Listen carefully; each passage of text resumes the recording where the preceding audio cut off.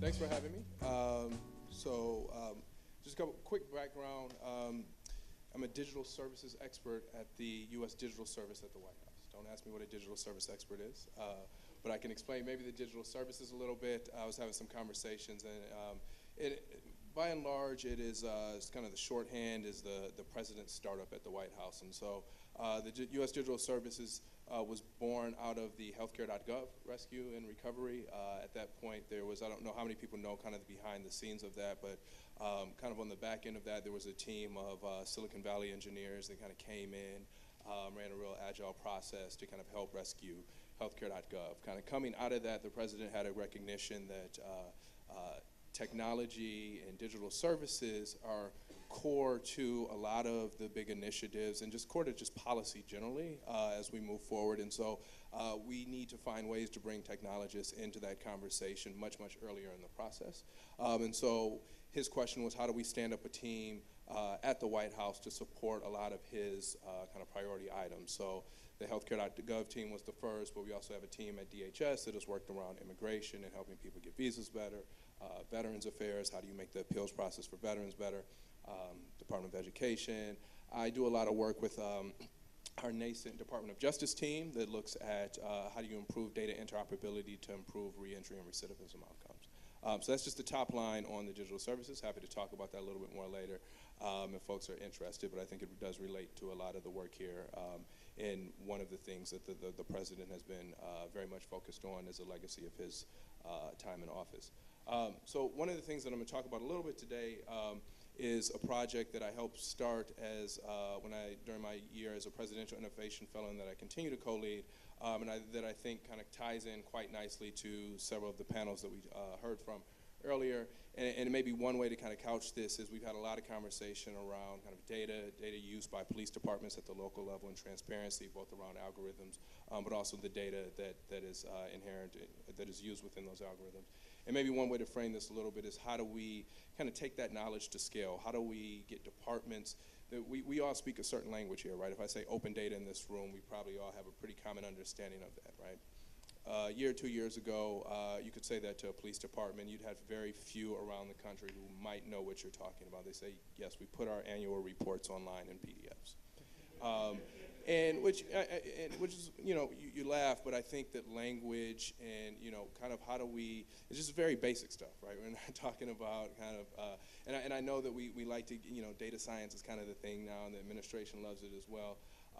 But just how do we remember that there are folks who are not there yet, and how do we have a conversation and not necessarily assume that folks are malevolent in their behaviors, but maybe they just don't know.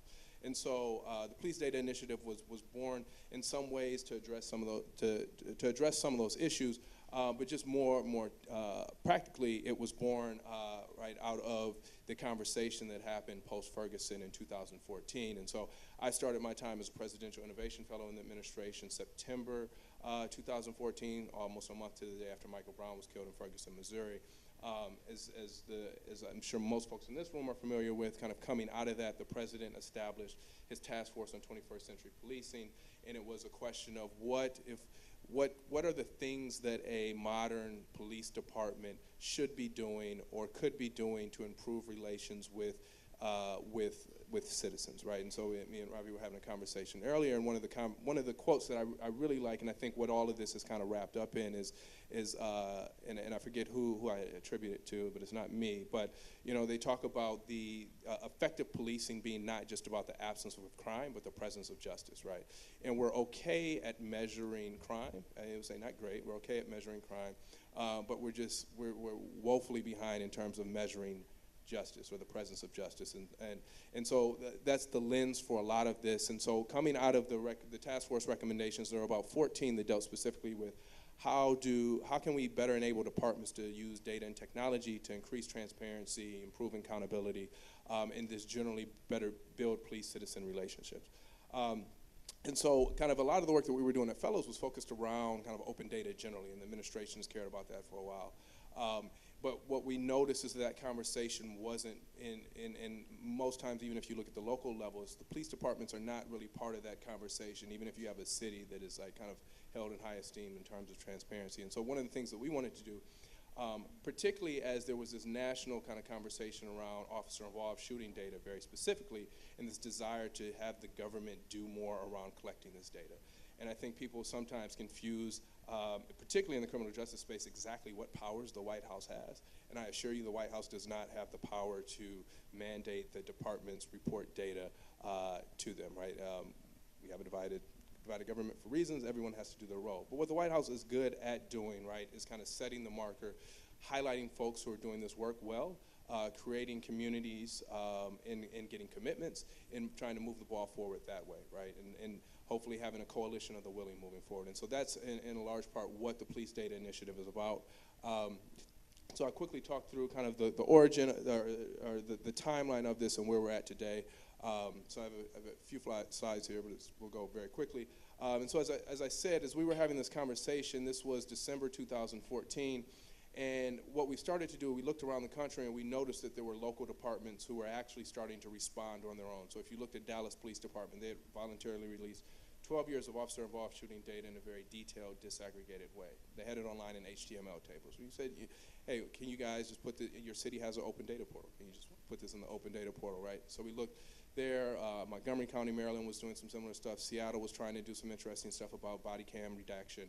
And so we saw some departments who were kind of leaders just trying to do this on their own. And so our question was, could we create a community of practice? Could we get departments to voluntarily release some of this data that the citizens were asking for? And so we held a convening in April 2015 at the White House.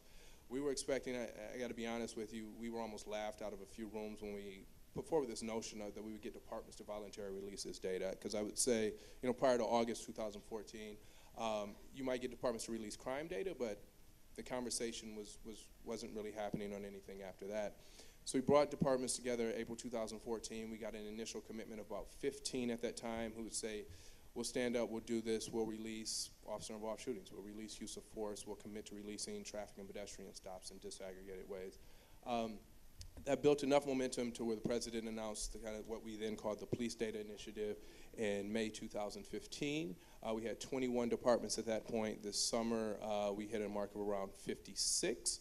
And there will be, so this is embargo, please don't tweet it, but tomorrow the White House will be announcing that we've now hit 129 police departments around the country who have committed to participating in this community of practice, but not just participating in the community of practice, but they've made fundamental commitments to their community to release these data sets, and then to have conversations around it. How do we start to build from that? So these are just kind of the top lines of the things that we are asking departments to do around this.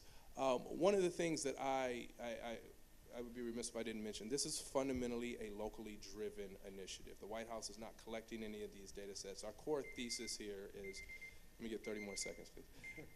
The core thesis here is around, policing, as someone said earlier, policing is fundamentally a local construct, right? And so how do you, as a department, be accountable to those you serve through data?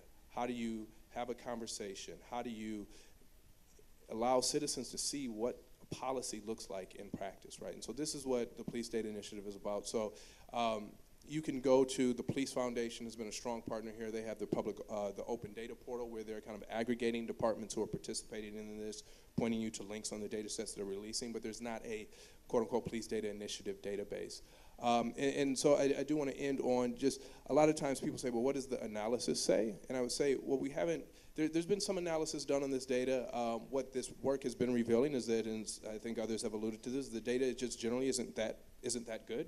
But what this process of transparency is doing is starting to get departments to think about how they're collecting data, how they're releasing it, but then also how do we have these conversations in the community. And so New Orleans has done some interesting events working with local youth around data set releases. We've seen interesting tools come out of Indianapolis PD, working with Code for America, and a few others. And I think, honestly, this is kind of the legacy that, we only have, I think today is 99 days left in the administration. This is really the legacy that we're hoping to leave, is where we've kind of shifted the paradigm on how we have departments themselves thinking about their work, and how data and transparency is kind of intricately tied to their day-to-day policing. So thank you.